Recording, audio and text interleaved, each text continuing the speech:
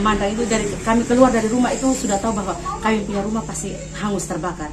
Karena sebelum kami jalan itu sudah terbakar setengah bagiannya.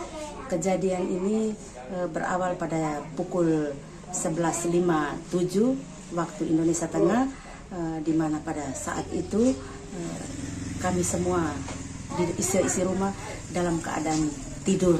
Kami semua nyenyak, tidak ada yang mendengar itu. Saat itu anak laki-laki saya yang SMP mendengar bunyi suara yang ledakan itu, dia membangunkan. Saat dia bangunkan itu, batu-batu sudah masuk ke dalam rumah dan sudah menyambar gorden di 2 kamar itu, sehingga terjadi kebakaran. Dalam kepanikan itu kami harus ke kamar mandi untuk ambil air untuk menyiram.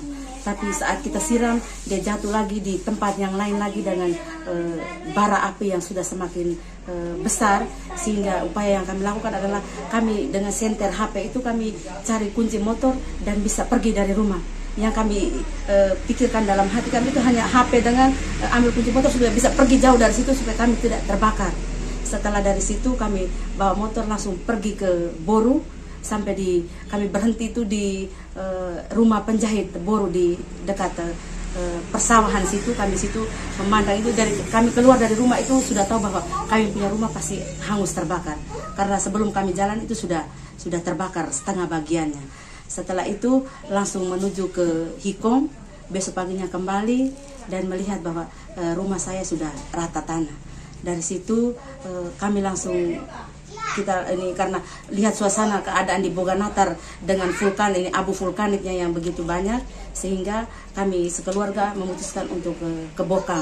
Sampai di Bokang saat itu untuk dari pihak pemerintah desa Bokang sudah membangun tenda untuk menerima kami pengungsian dari Ulang Gitang, sehingga kami datang situ.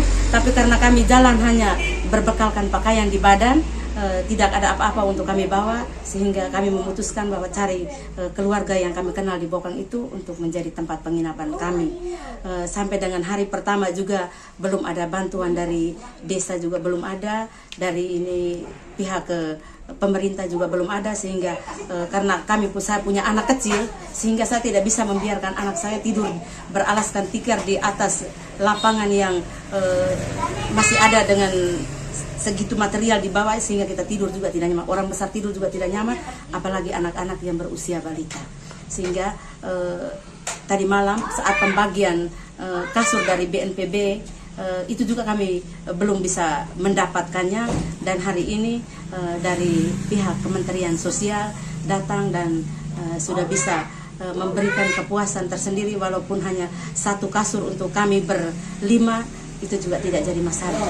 Intinya kami sudah dapat tempat untuk bisa kami tidur. Itu rumah terbakar tuh seisi rumah habis? Iya, seisi rumah habis. Apa saja? Saya punya rumah itu tuh isinya penuh. Karena ini otomatis pakaian semuanya habis. Saya jual minyak tanah dan saya punya uang minyak tanah semua juga terbakar semua.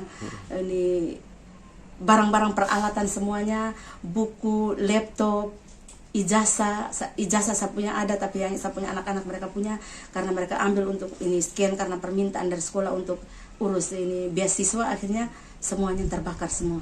Tapi kemarin dengan mendengar penjelasan dari Ibu Bupati bahwa ini nanti akan diusahakan, mudah-mudahan itu memberikan kebahagiaan untuk saya, bahwa saya juga bisa mendapatkan, saya punya anak-anak punya ijazah. Rumah sudah terbakar, terus selanjutnya mau bagaimana? Bagi saya ini sebagai manusia, jadi kita manusia pasti kita masih bisa bekerja untuk bisa memulihkan yang sudah hancur. Kemarin juga Bapak dari Kepala BNPB Pusat menyampaikan bahwa mereka akan memberikan bantuan untuk kami. Tapi kita sebagai manusia kita juga menerima itu, tapi kita berusaha supaya bisa kembali pulih. Saya kuat bahwa itu adalah rencana Tuhan, pasti rencana itu juga indah untuk saya nanti.